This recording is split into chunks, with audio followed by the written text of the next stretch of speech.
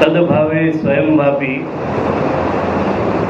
મૂર્તિમ કૃત્વા હરે ક્વચિત પરિચર્યામ સદા કુર્યાત તદરૂપમ તત્ર ચ સ્થિતમ. પહેલા આપણે જોઈ રહ્યા કે તનુવિત્તજા સેવા કરનારે પહેલા ગુરુનું સિલેક્શન કરવું.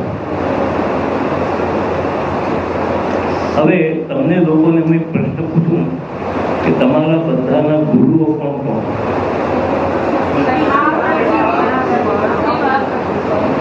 ખાલી મારી સામે બોલવાનું કે બધે બોલવાનું? વરના વૈષ્ણવોની હેબિટ તો એ છે કે મારા ફલાણા ગુરુ ને મારા ઢીકણા ગુરુ. બોલો સાચું કહું? તમે આ શબ્દ અહીં જ બોલ્યા છો કે દરેક જગ્યાએ બોલો છો? ઈમાનદારીથી બોલો. તમને કોઈ પૂછે કે તમારા ગુરુ, ના તમે કોઈ તમારા ગુરુ કોણ? એવું તમે બોલતા નથી. એવું તમે બોલતા નથી.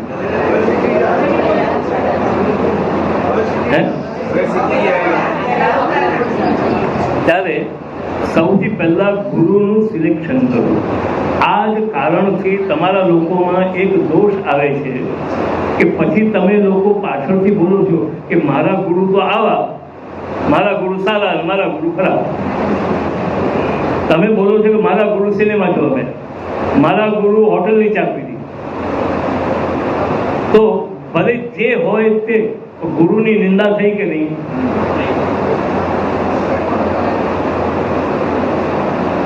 માં વેશ્યા હોય કોઈ નહીં, એમ કહેવાય કે એ વેશ્યા અહીંયા. તેવી જ રીતે તમે કહો છો કે મારા ગુરુ ચંદ્રગોપાલજી અને ચંદ્રગોપાલજી ગુરુ એ હોટલમાં ચા પીએ છે, તો આ તમારી ગુરુ નિંદા થઈ કે નહીં? અને બીજી વાત કે ગુરુ પાસેથી લક્ષણ લેવા અને તમે મને હોટલમાં ચા પીતા જોયા તો પછી તમે મારું કયું લક્ષણ લેશો? એટલે મહાપ્રભુજી કહે છે કે પહેલા ગુરુને સિલેક્શન કરો. અને આવો ગુરુ મહાપ્રભુજી સિવાય દુનિયામાં ક્યાંય કોઈને મળવાનો નથી. જે કૃષ્ણ સેવામાં પરાયણ હોય, દંભ વગેરેથી રહિત હોય અને ભાગવતના તત્વને જાણનાર હોય, એવા ગુરુનું સર્વ ભાવે ભજન કરવું. એવા ગુરુનું સર્વ ભાવે ભજન કરવું આ તનુવિત્તજા સેવામાં પહેલું સાધન. સર્વભાવે એટલે આ સર્વભાવનો અર્થ શ્રી મહાપ્રભુજીએ તૃતીય સ્કંદ શ્લોકનીમાં જણાવેલો. તૃતીય સ્કંદમાં શ્રી મહાપ્રભુએ જણાવ્યું કે સર્વભાવ એટલે આ દુનિયાના જેટલા પણ ઉત્તમ પ્રકારના કરવા જેવા જેટલા પણ ભાવો છે, જેમ કે કોઈ વ્યક્તિમાં માનો ભાવ, કોઈ વ્યક્તિમાં પિતાનો ભાવ, કોઈ વ્યક્તિમાં બહેનનો ભાવ, કોઈ વ્યક્તિમાં દીકરીનો ભાવ, કોઈ વ્યક્તિની અંદર મિત્રનો ભાવ, કોઈ વ્યક્તિમાં ગુરુનો ભાવ, આ બધા જ કરવા જેવા ઉત્તમ જે ભાવો છે એ બધા જ ભાવો ગુરુમાં કરવા. ફક્ત હસબન્ડનો ભાવ છોડીને, કારણ કે એના બધા ઘણા ગોટાળાઓ આ સંપ્રદાયમાં થાય છે. એટલે જેટલા પણ ઉત્તમ કરવા યોગ્ય જે ભાવો છે એ બધા જ ભાવો પોતાના ગુરુમાં કરવા. ગુરુ એટલે જ માં, અને એટલા જ માટે ગુરુ બ્રહ્મા, ગુરુ વિષ્ણુ, ગુરુ દેવો મહેશ્વર, ગુરુ સાક્ષાત પરબ્રહ્મ તસ્મૈ શ્રી ગુરવે નમઃ, આ સર્વ ભાવ છે. અને એ પ્રકારે એમનામાં સર્વ ભાવ કરી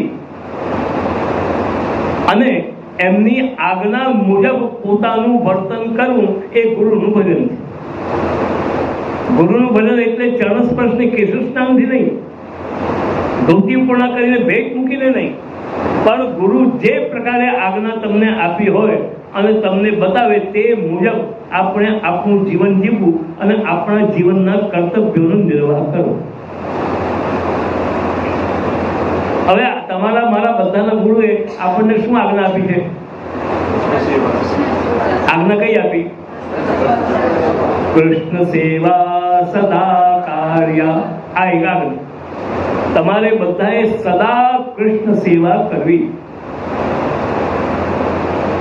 તો સદા કૃષ્ણની સેવા કરવી એ આપણે જે કરીએ છીએ ગુરુનું ભજન છે. એટલે આપણે ત્યાં ઠાકોરજીને પધરાવી અને જે સેવા કરીએ છીએ એ મૂળ સેવા તો આપણે ગુરુનું જ ભજન કરી જાય કે એમની આજ્ઞા મુજબ આપણે વર્તી રહે.